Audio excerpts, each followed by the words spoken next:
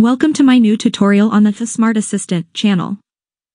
Do you want to improve your photography skills using a Samsung Galaxy phone? One useful tool for achieving perfect compositions is the grid lines option on the camera. In this guide, we will show you step by step how to turn on grid lines on your phone's camera.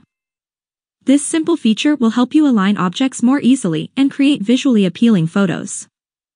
So, if you're ready, let's get started. First, open the camera app. Then, tap the gear icon in the top left corner of the screen to open the settings. Now, scroll down until you find the grid lines option, and then tap the switch next to it to turn it on.